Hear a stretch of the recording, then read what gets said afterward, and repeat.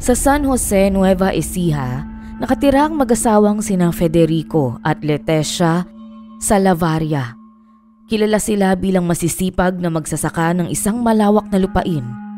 Ang lupang yon ay minanapa mula sa mga magulang ni Federico. Isang ektaryang sakahan na nagbibigay ng hanap buhay hindi lang sa kanilang pamilya kundi pati na rin sa ilang kababaryo. Si Federico ay tahimik ngunit maabilidad. Siya ang nagturo sa mga anak kung paano ang tamang pagtatanim at pangangalaga sa lupa.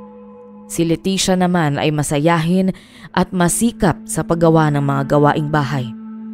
Tinitiyak nito na laging may mainit na pagkain sa hapag para sa lahat, lalo na sa asawang maghapon sa bukid.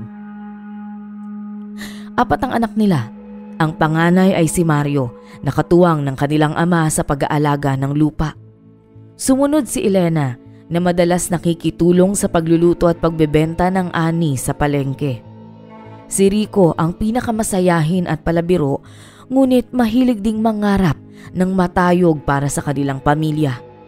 Ang bunso ay si Lisa na may simpleng pangarap na maging guro at magturo sa mga bata sa kanilang baryo. Bagamat simple ang buhay, puno ito ng saya at pagkakaisa. Tuwing tag-ani, sabay-sabay ang buong pamilya sa pagpunta sa bukid kasama ang ibang mga kabaryong inuupahan para sa kanilang serbisyo.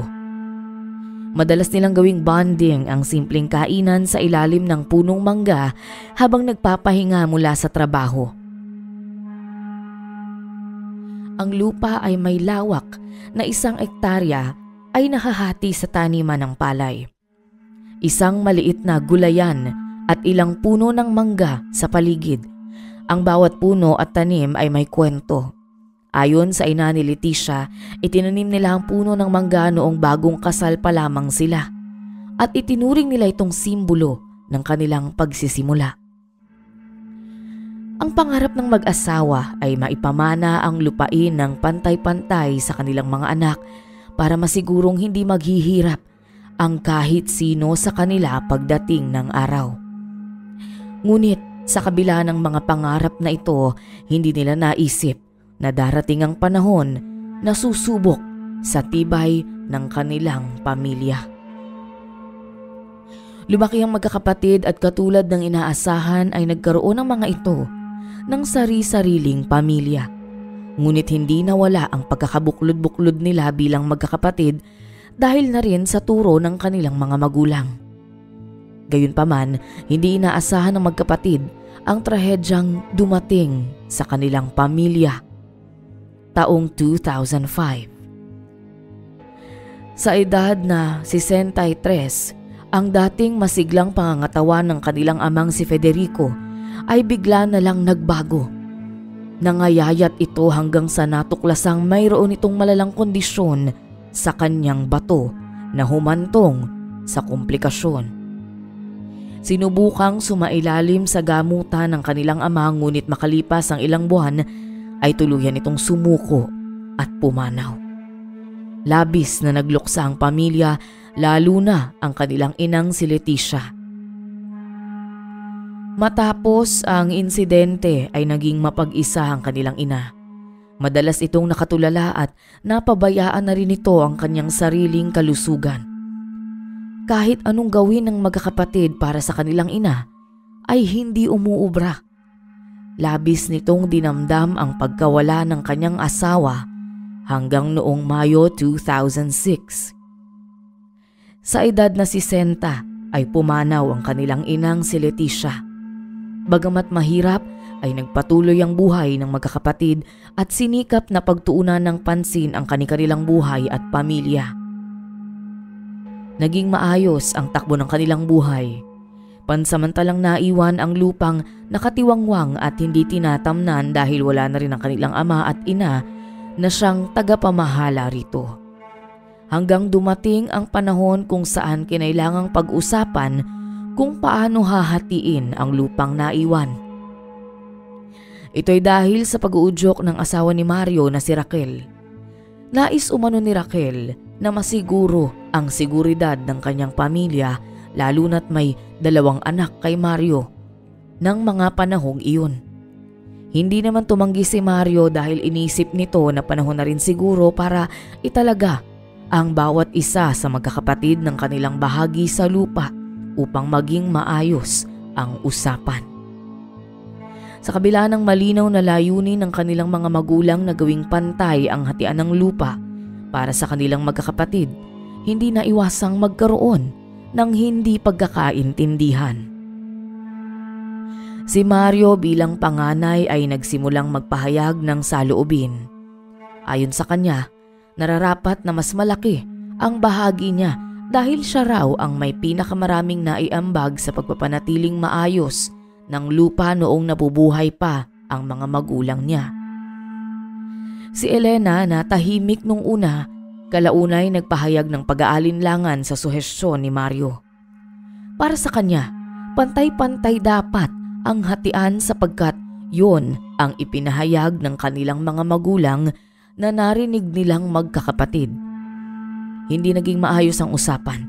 Habang ang dalawa'y nagpapalitan ng opinyon, si Rico ay nagsimulang magtanong kung paano hatiin ang lupa sa paraang walang maaagrabyado.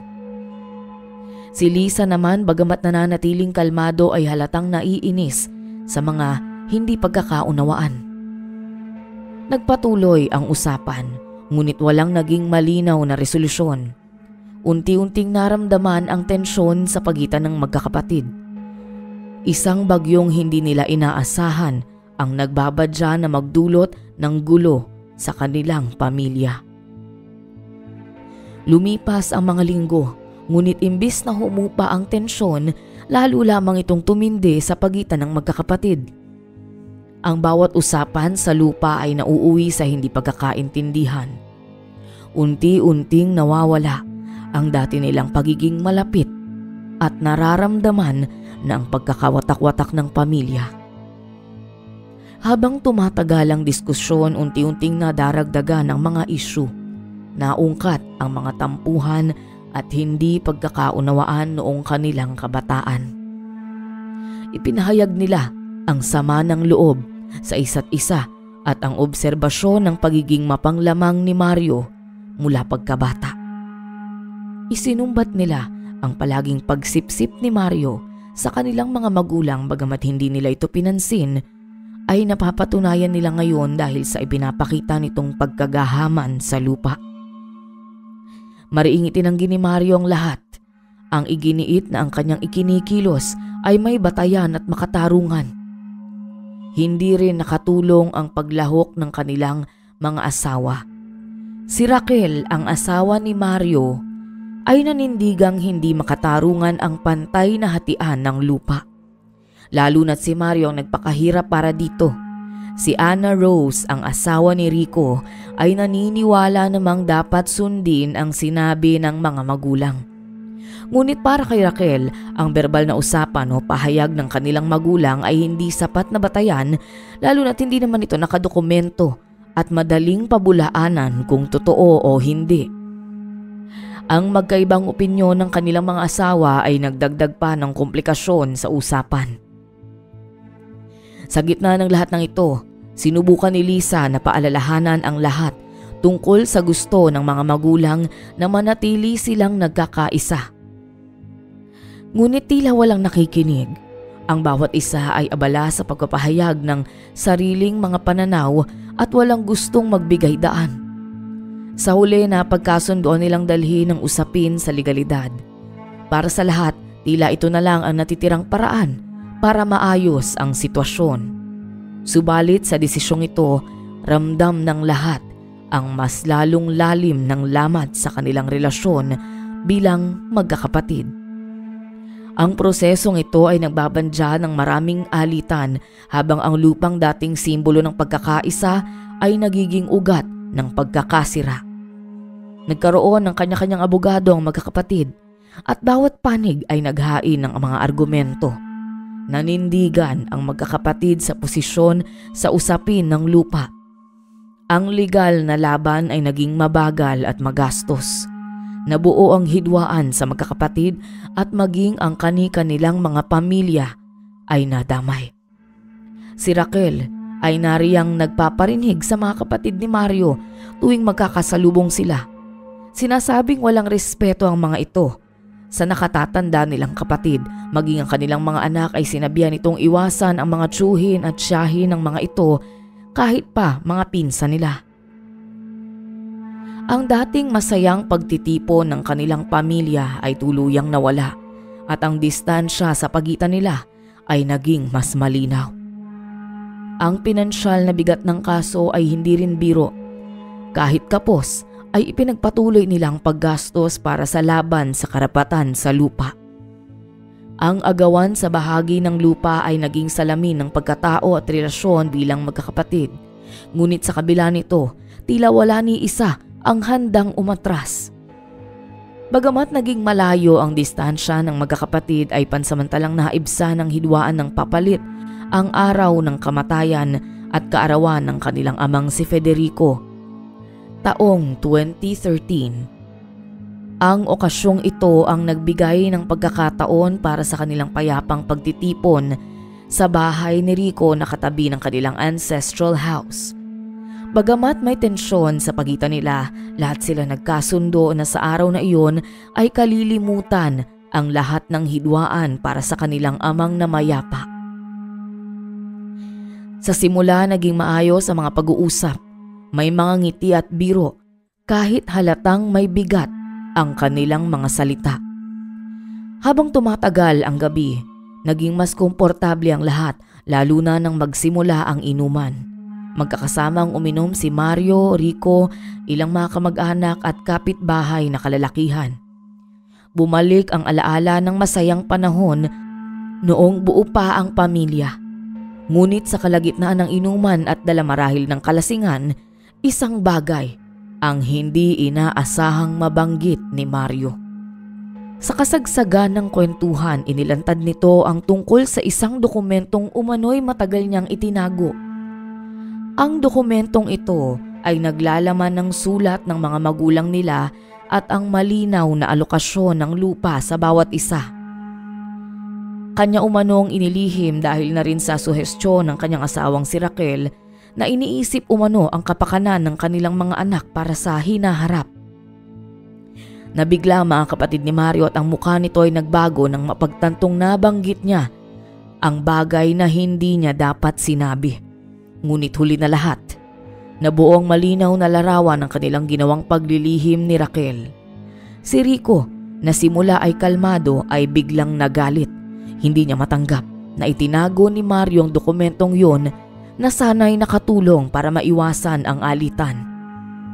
Habang nagiging mas mainit ang diskusyon, sinubukan ni Elena at Lisa na pakalmahin ang sitwasyon, ngunit hindi na napigilan ang emosyon ni Rico. Lalo pa nang igiit ni Mario na hindi nito kailanman ibibigay ang dokumento at nanindigan sa kanyang karapatan bilang panganay na anak. Sa gitna ng matinding pagtatalo, isang trahedya ang naganap. Sa di inaasahang pagkakataon, isang baril ang napasama sa eksena. Sa tindi ng galit, pumasok si Rico sa bahay at kinuha ang baril. Walang ano-ano ay pinaputukan nito ang kapatid at sa isang iglap ay nabuwal ito sa kanyang kinauupuan. Napuno ng sigawan at takot ang lugar. Dinala si Mario sa ospital, ngunit sa kabila ng pagsisikap na maisalba ay hindi na umabot ang buhay. Nag-iwan ito ng malalim na sugat, hindi lang sa katawan ni Mario, kundi pati sa puso ng bawat magkakaanak. Ang lupain na naging dahilan para magkaroon ng maayos na buhay ay dahilan na rin para magwakas ang buhay ng isang kapatid. Ang pangyayaring ito ay nagsilbing dagok sa pamilya. Labis ang pighati ng mga anak ni Mario, bagamat hindi nakitaan ng matinding emosyon si Raquel na nooy inisip ng pamilya na malamang ay kinimkim lamang nito ang pagkawala ng asawa. Sa araw ng libing, naging tahimik ang magkakamag-anak sa issue para hindi na lumaki. Samantala, isang linggo ring nagtago si Rico matapos ang insidente. Pagkalibing, si Rico ay sumuko sa mga otoridad. Alam niyang kailangan niyang akuin ang responsibilidad. Bagamat ang kanyang mga kapatid ay hindi na humingi ng hustisya, alam niyang ito lang ang tamang gawin. Sa bilangguan, pinili ni Rico na tahimik na magsisi at magdasal. Ilang buwan ang lumipas matapos pumanaw si Mario, lumabas ang isang katotohanang matagal nang naitago. Si Raquel na kanyang asawa ay natuklasang may kabit na isang tricycle driver sa lugar. Ito'y matapos makita ng anak ni Elena si Raquel na mahigpit na kayakap ang lalaki habang papasok sa bahay pahingahan sa bayan. Kinumpronta ni Elena si Raquel, bagamat sariwa pa ang pagluluksa ay hindi nawala sa isip niya na ito ang dahilan kung bakit nagawang maging sakim ng kapatid nila sa lupa na nagtulak sa hindi inaasahang pagkawala. Bagamat tinanggi ni Raquel ang katotohanan ng pakikiapid, wala na rin itong nagawa kundi umamin. Isang malaking iskandalo ang dinala ni Raquel sa pamilya. Ang mga anak nila ni Mario ay hindi rin makapaniwala sa nagawa ng kanilang ina. Galit na galit ang mga ito dahil sa kabila ng pagmamahal ng kanilang ama kay Raquel ay nagawa nitong magtaksil. Matapos ang iskandalo'y umalis ito dala ang mga gamit at sumama sa lalaki niya. Bagamat pinilit nitong kinukumbinse ang mga anak na sumama sa kanya, mas pinili ng mga itong manatili sa bahay at sumama sa tiyahin. Ibinigay ng mga anak ni Mario ang dokumento na nahanap sa isang kahon sa silid ng ama na naglalaman ng last will and testament ng lolo at lola nila. Sina Elena at Lisa ay nagdesisyong buksan ang dokumento kung saan napatunayan nila ang pantay na pagmamahal sa kanila ng ama at ina dahil sa pantay na hatian sa lupa. Sa tulong ng abogado, sinunod nila ang nakasaad dito. Ang hatian ng lupa ay isinagawa ng maayos at patas, gaya ng orihinal na plano ng mga magulang. Dahil wala na si Mario at dahil walang karapatan si Raquel sa mana, ipinangalan ang lupa ni Mario sa mga anak. Si Rico na bagamat nasa kulungan ay hinatian ng lupa at ang naiwan kay Elena at Liza. Bagamat ang sugat sa kanilang relasyon ay hindi madaling naghilom, unti-unti silang nagsimula at muling bumangon. Ang dating masakit na alaala ng alitan ay unti-unting napalitan ng determinasyon na hindi na ito mauulit sa susunod na henerasyon. Sa huli, ang lupang minahal ng kanilang mga magulang ay nanatiling buo at naipamana ng maayos. Natutunan nilang ang yaman ay madaling mawala, ngunit ang pagmamahalan at pagkakaisa ng pamilya ang tunay na kayamanan. Sa kabila ng lahat, nahanap nila ang daan pabalik sa isa't isa, dala ang aral na hindi nila malilimutan.